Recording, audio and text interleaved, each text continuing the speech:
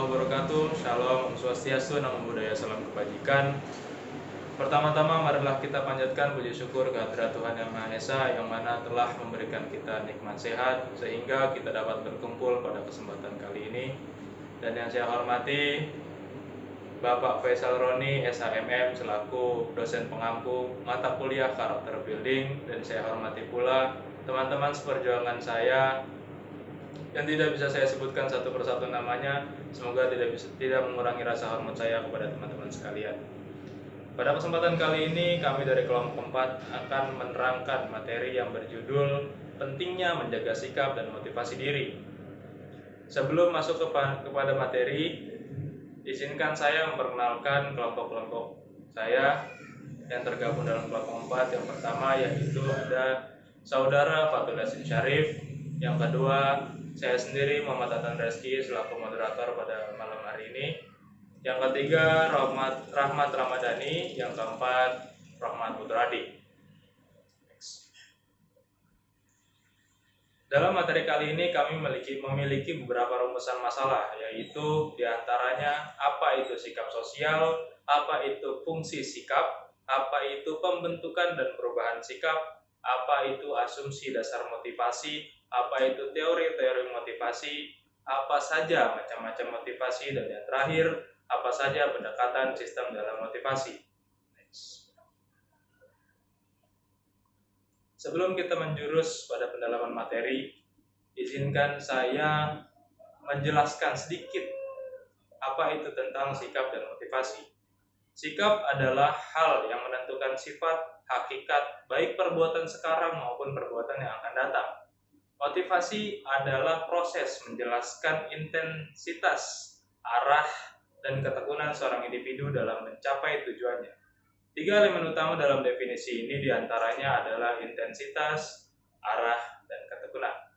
Baiklah, tidak panjang kalam, marilah kita masuk kepada pendalaman materi yang pertama yang akan dibacakan oleh Rahmat Putradi. Untuk Rahmat Putradi, waktu dan tempat dipersilahkan.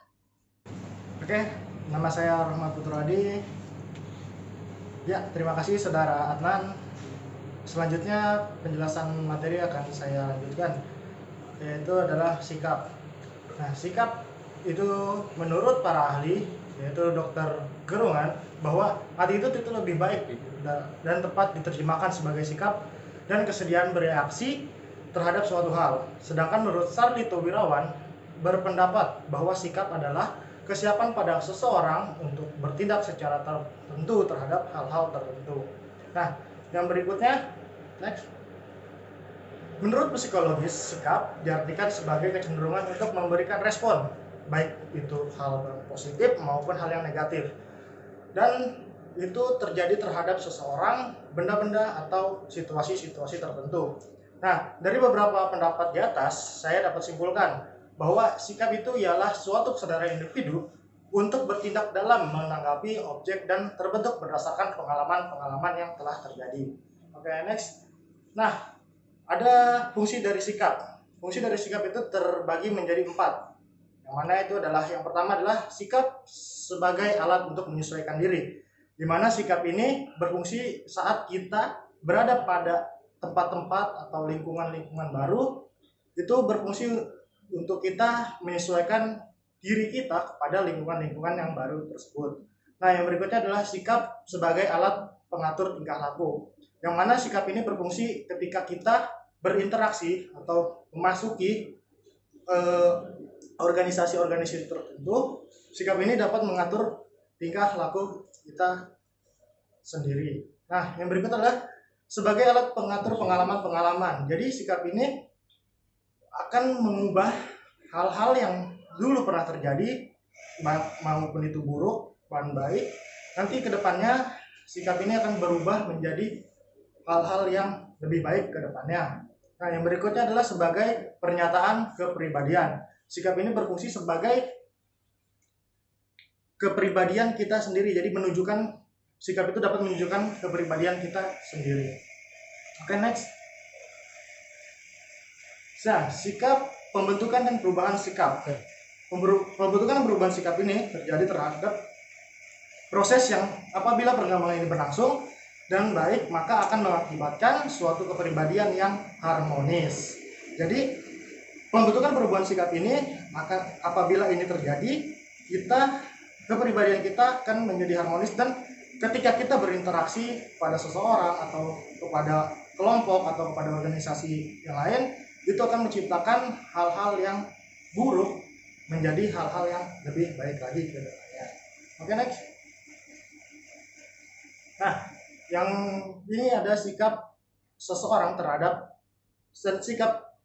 dapat dibentuk dalam 3 cara, dalam beberapa cara, yaitu ada adopsi, diferensiasi, integrasi, dan trauma. Yang mana adopsi itu adalah kejadian atau peristiwa yang terjadi berulang-ulang dan terus-menerus, lama-kelamaan akan diserap di dalam diri individu, mempengaruhi bentuknya sikap. Ada diferensiasi. Diferensiasi ini terjadi apabila perkembangan inteligensi, berubahnya pengalaman sejalan, dan bertambahnya usia. Ada integrasi. Integrasi ini adalah pembentukan sikap yang terjadi secara bertahap, dimulai dengan berbagai pengalaman yang berhubungan dengan suatu hal tertentu. Dan yang terakhir adalah trauma. Trauma ini kita tahu sendiri, pengalaman yang tiba-tiba mengejutkan atau meninggalkan kesan mendalam pada jiwa orang yang bersangkutan. Nah, oke, next. Nah, ini adalah faktor yang mempengaruhi pembentukan dan perubahan sikap. Ada 2 faktor yang mempengaruhi pembentukan dan perubahan sikap itu tersendiri, yaitu adalah faktor internal maupun faktor eksternal. Yang faktor internal itu ialah faktor-faktor yang terjadi, yang terdapat dalam diri kita sendiri atau yang bersangkutan pada diri kita sendiri. Nah, faktor eksternal itu ialah faktor yang terjadi pada diri kita melalui luar dari diri kita sendiri, yaitu dari orang lain, dari lingkungan, dari masyarakat, dan lainnya. Oke, next. Nah, yang ini ada 3 hal yang penting dalam pembentukan sikap yang diperhatikan pada masa adolesen. Masa adolesen ini adalah masa peralihan dari masa anak-anak menuju ke masa dewasa. Yang pertama itu adalah ada masa media. Yang kedua ada masa kelompok sebaya. Yang terakhir adalah kelompok yang meliputi lembaga sekolah, lembaga keagamaan, organisasi kerja, dan sebagainya. Oke, next. Oke. Itu saja yang dapat saya sampaikan di penjelasan materi ini, materi sikap ini. Saya kembalikan ke moderator teman saya, yaitu Adnan Rizky. Untuk Adnan Rizky, saya silakan. Baik, terima kasih kepada Saudara Rahmat Putra Adi yang sudah memaparkan pendalaman materi yang pertama. Selanjutnya pendalaman materi yang kedua tentang motivasi akan dibawakan oleh Saudara Rahmat Ramadhani. Waktu dan tempat saya persilahkan. Terima kasih kepada Saudara Adnan selaku moderator yang telah memberikan waktu untuk saya. Saya Rahmat Ramadhani akan menjelaskan motivasi menurut para ahli. Yang pertama yaitu ada Atkinson, jam marah pada tahun 2002. Menurut Atkinson, motivasi adalah keadaan individu yang terangsang yang terjadi jika suatu motif telah dihubungkan dengan suatu penghargaan yang sesuai. Misalnya, jika suatu perbuatan akan dapat mencapai tujuan motif yang bersangkutan. Yang kedua, yaitu motivasi menurut Suryabrata pada tahun 2004. Menurut Suryabrata, motivasi adalah suatu keadaan yang terdapat dalam diri seseorang yang mendorongnya untuk melakukan aktivitas tertentu guna mencapai tujuan tertentu. Sedangkan menurut Gates, motivasi adalah suatu kondisi fisiologis dan psikologis yang terdapat dalam diri seseorang yang mengatur tindakannya dengan cara tertentu. Menurut Greenberg, motivasi adalah suatu proses membangkit, mengarahkan, menetapkan perilaku ke arah suatu tujuan. Jali pada tahun 2000. Next. Selanjutnya yaitu ada motivasi menurut Roy dan Miskel Purwanto pada tahun 1992. Menurut Roy dan Miskel, motivasi adalah kekuatan-kekuatan yang kompleks, dorongan-dorongan, kebutuhan-kebutuhan, pernyataan-pernyataan ketegangan, atau bisa disebut tension states. atau mekanisme-mekanisme lain yang memulai dan menjaga kegiatan-kegiatan yang diinginkan ke arah pencapaian tujuan-tujuan personal. Next.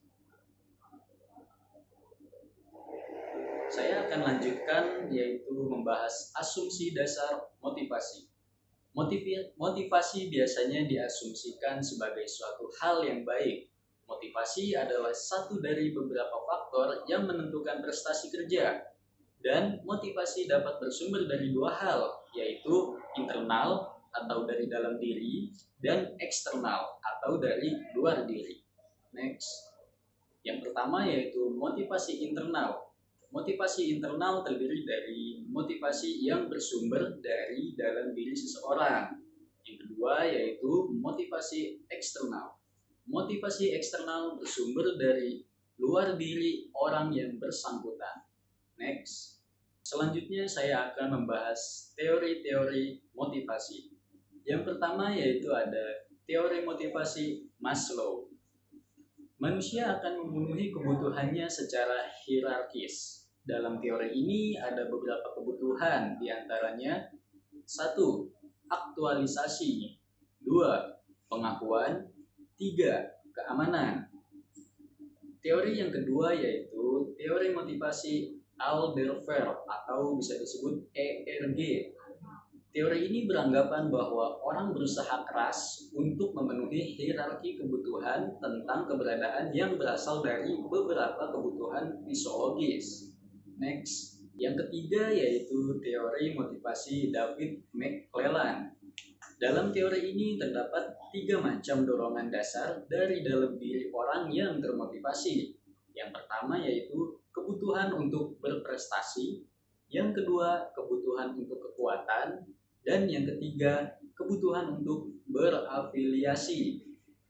Teori yang keempat yaitu teori motivasi Friedrich Herzberg. Menurut Friedrich Herzberg, ada 2 faktor yang menentukan motivasi seseorang, yaitu pertama, faktor penyebab ketidakpuasan atau bisa disebut dissatisfiers. Yang kedua, faktor penyebab kepuasan atau bisa disebut satisfiers. Next, teori yang kelima yaitu teori motivasi keadilan atau equity approach. Teori ini mengatakan bahwa motivasi, prestasi, dan kepuasan kerja merupakan fungsi dari persepsi keadilan yang dirasakan oleh karyawan terhadap balasan yang diterimanya. Yang keenam yaitu teori penentuan tujuan atau disebut goal setting theory. Teori ini memfokuskan pada penetapan tujuan tersendiri. Jika tujuan cukup spesifik dan menantang, tujuan dapat menjadi faktor pemotivasi yang efektif baik untuk individu maupun kelompok. Yang ketujuh yaitu teori reinforcement. Proses reinforcement berasal dari stimulus tertentu yang kemudian mendorong perilaku tertentu, kemudian karena menjalankan perintah dengan baik sehingga muncul konsekuensi tertentu. Baik, cukup sekian penjelasan dari saya. Saya kembalikan lagi kepada Saudara Adnan selaku moderator. Terima kasih. Baik, terima kasih kepada Rahmat Ramadhani yang sudah memaparkan pendalaman materi tentang motivasi dan sebagainya macamnya. Materi selanjutnya akan dibawakan oleh Saudara Fadul Hasim Syarif tentang macam-macam motivasi. Waktu dan tempat saya persilahkan. Terima kasih untuk waktunya Saudara Adnan. Saya Fadul Yasin akan menjelaskan tentang macam-macam motivasi.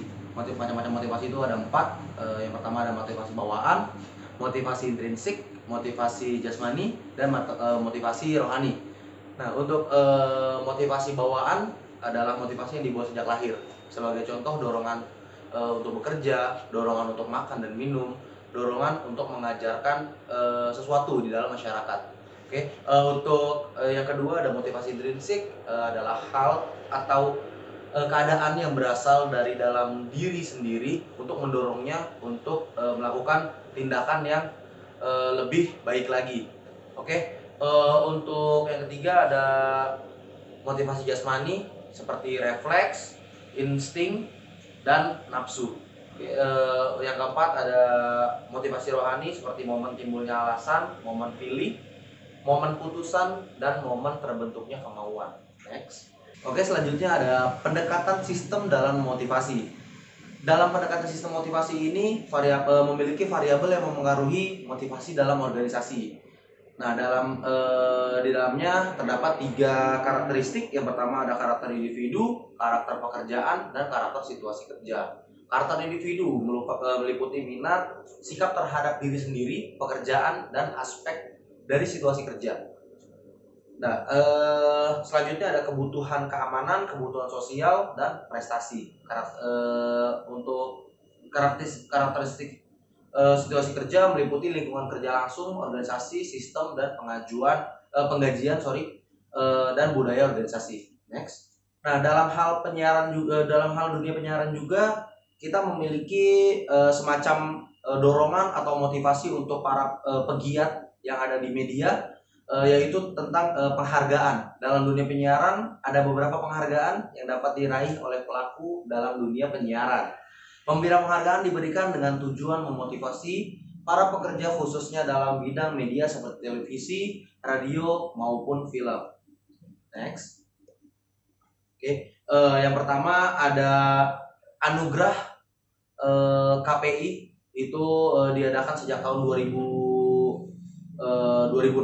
Untuk selanjutnya ada Indonesian Television Awards yang diselenggarakan biasanya itu oleh MNC Group. Dan yang ketiga ada FFI, Festival Film Indonesia.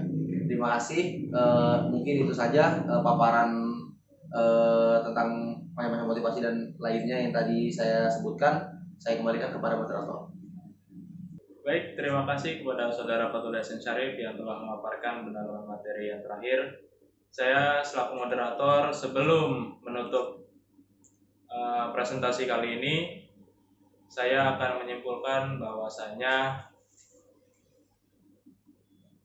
sikap sosial adalah kesadaran individu untuk bertindak secara nyata dan berulang-ulang terhadap objek sosial berdasarkan pengalaman-pengalaman.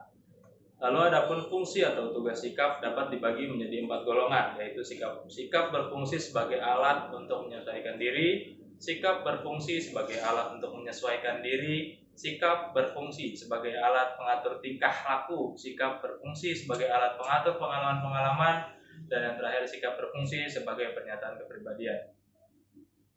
Sikap seorang dapat dibentuk atau berubah menjadi beberapa cara, antara lain yaitu adopsi, diferensiasi, integrasi, dan trauma.